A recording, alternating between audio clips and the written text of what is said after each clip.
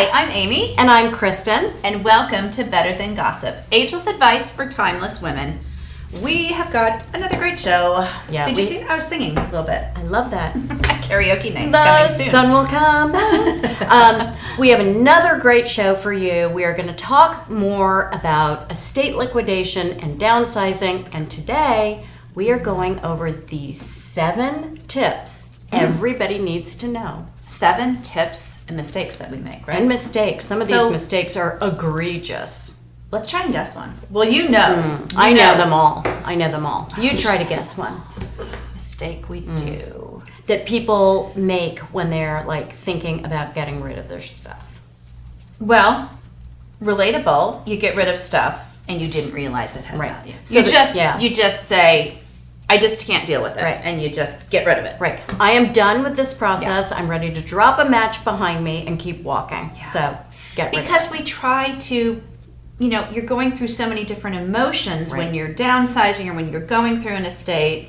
You just kind of want to lessen that. And a lot of people think, okay, one and done, wipe it, done. But if you know these 7 tips, it can really help you. And some of these tips are super surprising. And they're not things the average person would think of. Ooh. Yeah. That's like the secret saucy stuff. Well, we have back Roger and Chris from Hunt and Pack. I love them. Hunt and Pack. Which one's Hunt? Which one's Pack? I don't know, but they are fabulous. And, you can watch other episodes with them. Mm-hmm. And there are so many things. It's one that you're going to watch and rewatch and have your pencil and paper in hand because it's information overflow. I love it. And most of us, when we find ourselves in this situation, overwhelm is a big problem. Yes. Knowing where to get the kind of help you need to make the process seamless. And the big thing for most people is trying to extract the most value from the project. So let's get started. Let's do it. Did you know about that? What? I didn't hear. That thing I've been telling you about. It's been a game changer for me.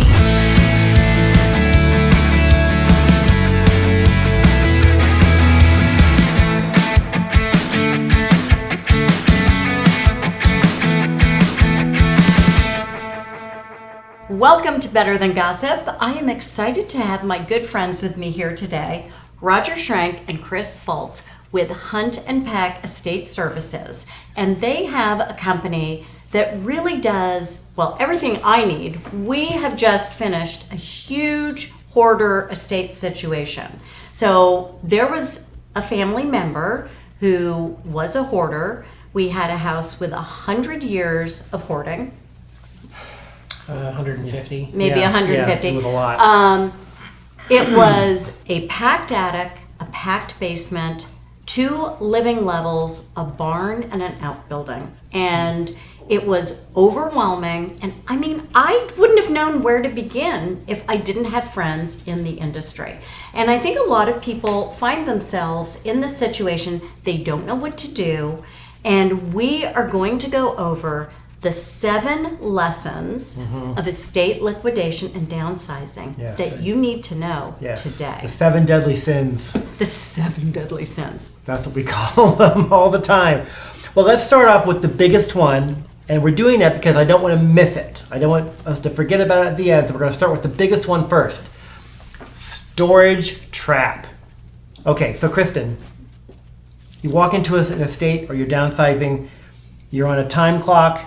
You think, this is just too much. I'm just going to put everything in storage and I'll deal with it later when I can have time. I can breathe. I can have a cup of coffee. I go box by box by box. And then I'll sort it then. Huge mistake. Biggest and most costly mistake a lot of people make. Because first off, you have to move it to storage. Right. You got to pay to move it. Yep, expensive. Mm-hmm. You have to put it in storage. Mm-hmm. You have to pay a monthly fee. Right. Which adds up. The calendar doesn't stop. Time keeps ticking. Then, when you go to finally think about dealing with it, you open the door, it's packed to the ceiling. How are you going to sort? There's no sorting table, there's no light. You probably don't have Wi-Fi. Mm-hmm. So your stuff is sort of locked up in these boxes and you can't even decide what you've got. And then when you get to the point of calling someone like us, we say, well, what do you got? You're like, well, I really don't remember. Right. Do you have a list? No, I don't. Then what do?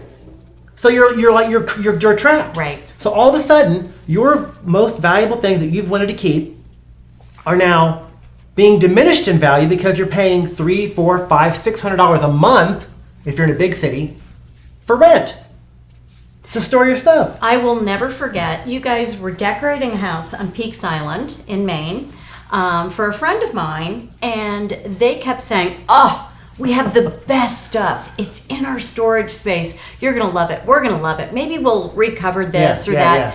And they were so excited about this. And when they got the furniture out of storage, everybody was like, oh.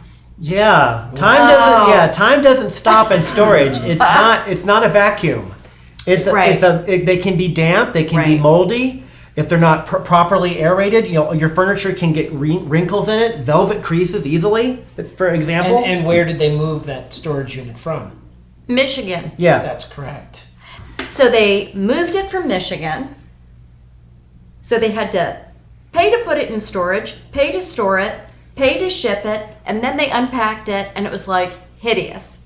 It all ruined. Went to the dump. It went to the dump, right? So that was a really expensive mistake. Yeah. And I think you can actually put a dollar amount on that, maybe. We had a client one time who his mother had died unexpectedly, and they took everything out of his grandparents' house, who she had been managing their estate. She died during that process. Moved it into storage, and it remained in storage for 10 years. The cost was over $36,000 in 10 years that the estate or his family paid to store it all. Yeah, because it happens because it was on automatic charge. And that was every 10 month. Years ago. Right. That's probably double by now. No one was checking, Out of sight, out of mind. That's right. Mm-hmm. Yeah, absolutely. So number one biggest mistake. What's 2, Chris? 2 is having too many hands in the pie. When you walk into any house and in any estate, you automatically think, I need maybe an estate sale agent, I need an appraiser, I need a trash hauler, a neighbor wants to help me do this. Yep, an auctioneer. I think I can do this, an auctioneer. It's easier to find one firm that can handle all of it, or who at the very least can help you figure it out. Yeah, give you a plan. Do you really need to be calling 6 different people to manage cleaning out a house? Especially if you don't live in the area, Right. No. When you could have someone else do that service for you. Well, I already made that mistake. When we were doing this big estate, I said, I've got this book guy. He's going to come in and he's going to bring his guys. He's going to pack all of the 2,000 books that are in the house for $400 or $500, and then he's going to auction them off. And over months or years. But what did we sell the most of in the sale this week? Books that drew most of the people to the house. Right. That was the tickler for So that you have sale. one less relationship to manage, and you've got money in your pocket. Right, and I was going to have to pay him up front. Yeah, so. that's right. That's right. Mm-hmm. So what's number 3? Number 3 would be going it alone. Which is the flip side of number 2. But especially if you don't live in the area where the house or the estate that you're managing to clean out is, you have the issue of, can you do it yourself? Do you already have a family? Do you have a job? Are you retired? Do you have your own health issues? You can't do it yourself. You can't. And you think you can, but we'll talk about it later. Everything costs money. There's a cost to having one person do it or try to do it on their own. Because like we said before, every time you touch it, it costs you money.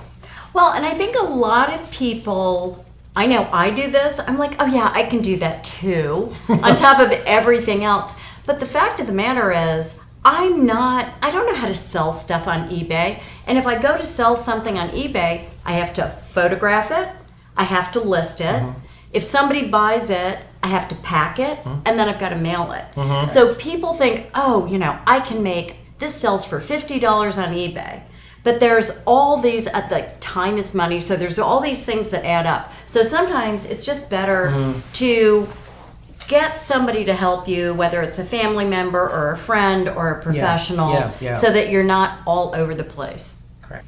And we're going to give you number 4, but first we're going to take a quick break. So we have beans from all over the world. All of our coffee is 100% Arabica. It's hand-picked, highest grade, highest altitude. So Arabica has less caffeine. It has way more flavor though. Each coffee is different. They all have different moisture content. They all roast up a little bit differently, which is why doing it by eye to me is so important. I believe coffee brings people together. Everybody drinks coffee, right? It doesn't matter where you're from, how much money you make, where you live, any of that. Like, people drink coffee. So I want to be a place that connects people. Okay, we're back, and we're going to talk a little bit more. What do we need to get in writing? Yes, that is the number 4 biggest mistake. Get it in writing. For example, you're at the Thanksgiving dinner table, and everyone's full. You've had a lot of turkey, and everyone starts looking around the dining room table and says, you know, I'd really like to have that painting eventually. You know, I know you're not dying yet, Mom, but I'd like that. Well, sure, you can have that painting. Yes, and you know, Sally Sue, you can have my China collection. And everyone gets very amorous and loving and caring. But then years go by, Mom dies. Who gets that painting? Yes, it was said in public. Everyone knows that, you know, Jimmy wants that painting, but there's no will. Right. There's no will. And it's a big estate. There's a lot of people involved. There are bills to pay. Things have to be sold. Jimmy is not getting that painting. There's no will. It's not in writing. This is the most important thing you can probably do to plan your estate. If you want something to go to one of your children, you have got to write it down legally. Nothing else stands up in court, and you'll end up in a big fight. Well, and I had an experience with several family members where they would say to me, Kristen, I want you to give this ring to Heather and this ring to Jesse. And really, I think the big piece of advice here is actually, if you really want somebody to have something, give it to them while you're still alive. Yes, yes. But if we're dealing with family members who promise this and that to everybody, this is good advice. Have them write it down. Even better, make sure they have a will and a list of things that are supposed to go to certain family members, because I know you've seen it a lot where family members are like, Yeah. "Rrr." Yeah, it happens. It happens. And that leads us, you know, to the next one. Chris? Which is Appraisal. appraisal. To appraise or not to appraise. Yes, yes, yes. In most estates, do not require an appraisal. The estates that require an appraisal are usually for tax reasons. Sometimes you do have to have things appraised if there's a contentious family member or an issue with the estate. When you hire an appraiser, you have to understand you're going to be paying an hourly wage to the appraiser. You have to wait a month to 2 months. Now it can be 3 months during this current time to get the report. And you also have to remember to get a fair market appraisal. Appraisals are usually in 2 forms, insurance and fair market. Insurance is for full replacement value. You have a watch, a Cartier watch that now sells for $25,000. They're going to appraise it for $25,000. Oh, but it's used. A fair market appraisal will probably appraise that watch at $12,000. That's a big difference in value for someone who's going to buy it, or for expectation of value when you go to sell the piece. Yes, yes. And appraisals, you know, can cause ill will in the family. If someone says, well, I saw an appraisal from 5 years ago that says, you know, what Jane got was worth more than what I got. But, well, I don't like that. Well, remember that most appraisals are outdated. We got an appraisal given to us one time for a collection of silver that had been appraised during the Hunt Brothers silver run-up time in 1980 when silver was at its all-time high. Yeah. And at the time that Completely we were doing irrelevant. $50 an ounce, when we got the job, it was $12 an ounce. It was completely irrelevant. Yeah, out-of-date appraisals just aren't worth it. And they have no impact on what you're eventually going to get for the objects. So again, the only reason to appraise something is if you're actually dividing physical objects among the family itself. If you have to sell everything and then divide the money, the appraisals are essentially worthless. And appraisals are of a certain time and period. Yeah, yeah. Again.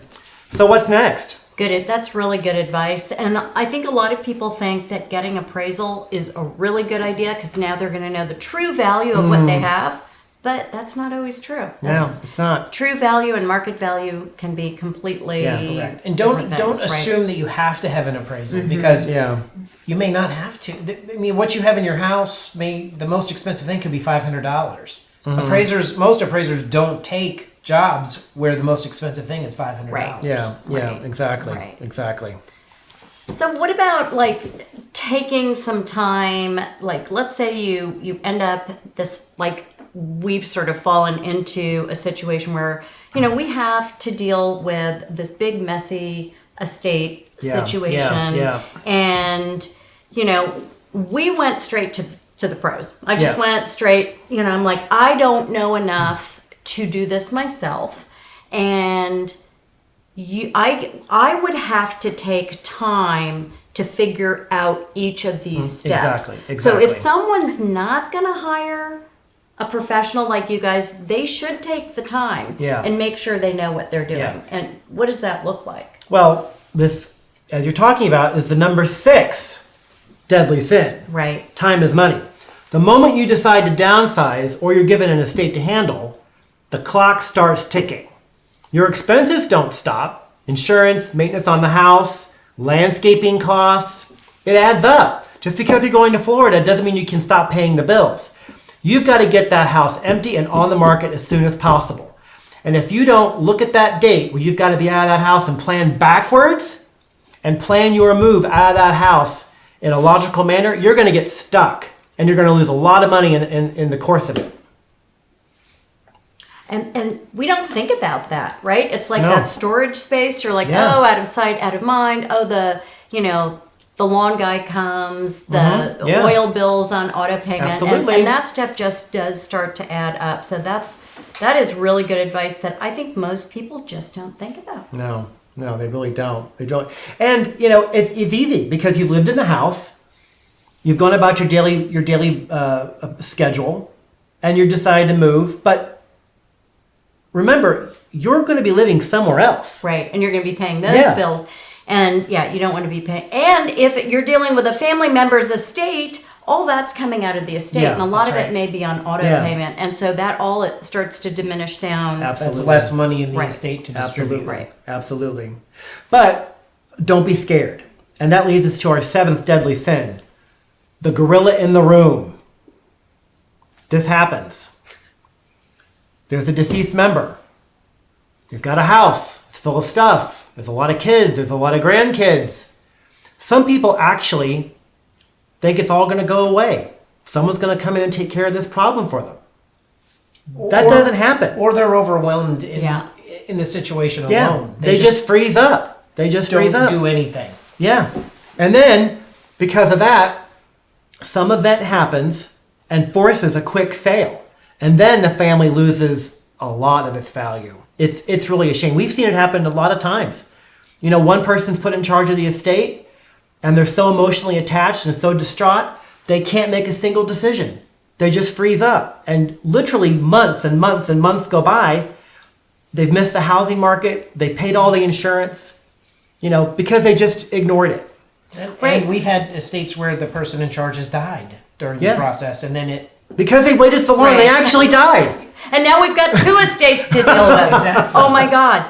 Well, you guys have been doing this for a long time, and you kind of started out in the decorating field, and then you moved into doing some of these estate buyouts, and now you've got a full service business, and you really can help people. But do you find that a lot of people kind of dig their heels in, and they're like, well, I don't really want to pay anybody to do this. And I know that that's something I hear from people all the time. Well, I'd rather do it myself. I don't want to pay the money. Let me tell you, you will actually, from my own experience, time is money too. And when you hire a professional, it can be done more quickly and you can actually extract more. Could you tell the story about the Tiffany lamp? Oh, sure. So we were helping Kristen with a family estate, and Kristen's beautiful. She's wonderful. She's walking through this house of horror, which, we like doing this. So we're walking around and she's just like, oh, it's so much. What am I going to do? Where's the roll off? Let's start throwing stuff away. And there's this dirty, dented lamp over in the corner. Pick it up, flip it over. It's Tiffany. All right. And she's like, well, it's dented. Got a big gash in the side of it. I know, Kristen, but it's missing its shade. Right. You wouldn't. It's something you would like look at a garage sale, and you'd be like, yeah. Ugh. It looked like a boat anchor, a rusty old boat anchor. So I'm like, no, this is a good thing. It's worth a lot of money. You didn't believe it. Right. You didn't believe it. We put it online, sold it that day for $3,500. You've got to have a second eye who doesn't know the family, who's coming into a situation as a third party, who knows nothing about your family. They're just looking at objects. They're looking at it like an expert does, which we talked about earlier. And if she had hired a non-professional firm, Yeah. or just a regular Or just a trash hauler. the $3,500 lamp would have been in the dumpster. Yeah. So we're going to show you a little bit, some photos of that house, and we'll be right back. All right, I am going to go upstairs so you can see. This is pretty crazy. This is an absolute nightmare of stuff, hundreds of years of stuff in this house, and we are going to have to decide what happens here. Is it an as-is kind of sale? Can we actually go through all of this stuff? This is every single closet, every single space is packed and looks like this. You cannot make this stuff up.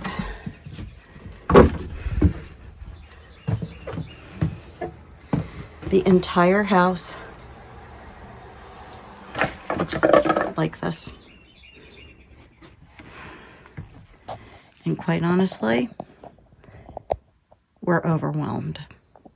When you see that video of that house, that hoarder house that has like a foot of stuff on the ground, you can't even walk through the hallways, you can't get up the stairs. That's how much stuff that there is to deal with. So it's fascinating. There is treasure in these houses, but there's a layered process for getting to it. First we had to get the trash out.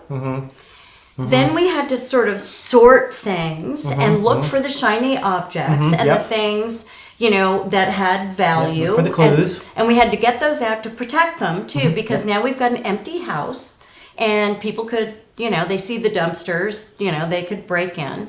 And then you get to the next phase, which is trying to get people to come and pay you for the furniture and the books and the things that you want to get out of the house, so you don't have to pay a company to come and clean out the house. So those were the 3 steps we went through, and that house, that had a lot of stuff in it. Yeah. Some real wonderful family history, but also there was a lot of trash. Yeah, a lot of hurdles for you to jump And over. it was a double mask glove situation. Yeah. Awful. So when we talk about the secret sauce, and that's like a really fun part of the show, because that's a tip you can take with you and everybody can apply. Yes. So tell us a little bit, real quick, today's secret sauce. The secret sauce is, and it wraps up this entire episode, every time you touch something, it costs you money. Now what that means is, if you're spending time on every single thing in a house, moving it, storing it, cleaning it, taking pictures of it, sending pictures to your cousins, writing about it, Instagramming everything you're finding, you're never going to get out of that pit. And it's going to cost you money. It's going to cost the estate money, and you're going to be very unhappy in the end. So it's like a bird in the hand. Would you rather have $25 for it today, or would you rather spend weeks trying to maximize it to 30? It's not worth it. Not worth it, folks. So every time you touch it, it's costing you money. Did you have anything you wanted to add? No, that's exactly what it Yeah. is. And people just don't understand that. I know, because when we were in the house, I was like really tempted to like look through the books and see if this was a first Yeah, edition. yeah. There are 2,000 books in this Yeah. house. Kristen, what's your time worth? That's Right, what it boils down exactly. to also. Yeah. If you've got the time to spend, weeks and weeks and weeks away from your family, away from your job, going through piles of trash, go ahead. Absolutely. You'll maximize the value. But this is reality. You've got to get in there, grab the money, get out, get that house empty, and move on. So you guys can help people with this. Mm-hmm. You've got we'll put the website below so people know where to find you. And there are other people that do this sort of thing. If you're on the East Coast, you guys pretty much handle large estates on the East Coast. From Boston to DC. Yeah. And also commercial jobs. We've done hotels and large commercial entities. And retailers. And retailers. Yeah. Roger, Chris, I love what you guys do. Thank you. You've helped me so much as we've been through this downsizing process for a decade. Yeah. We started with my dad, who was a hoarder, and then we've done my mom's houses. We And helped Joe move. You from helped my stepdad New York. move. That's yeah. right. Yeah. You helped me get out of my house that we've Oh, been in yeah. for 20-something Oh, my years. God. That was, an attic, a garage, a basement, a pool house. Yeah. So much. We took a dumpster of stuff out Yeah, of my house.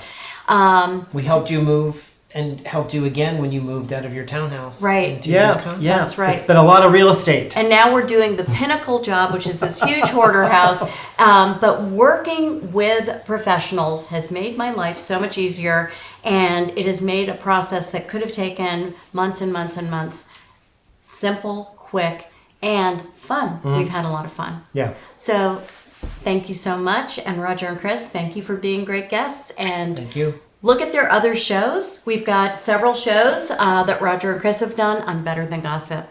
And we'll see you next time. Another show packed with incredible information. Those mistakes, crazy. My favorite mistake is that people always think if they put it in a storage unit, you know what, I'm going to get to that, I'm going to unpack it, I'm going to go through it, and then 5 years later, you're kicking the can down the road. Just pull off the Band-Aid and make your decision about your stuff now. So the storage space one was my favorite. I would have to agree. I second that. Okay. And you know what? This is what we love to do on this show is we share ageless advice for timeless women. And what's so great about it is it's the stuff you need to know. With Roger and Chris, there was so much information. But I didn't know any of it. I know. And so we want to arm you with the best information so that you can live your best life and actually get through that downsize without confidence. With confidence. I love that. Cannonballing. And ease. Yeah, exactly. So just remember to find us on Instagram. We're at Better Than Gossip _. We also have a Facebook group, Better Than Gossip.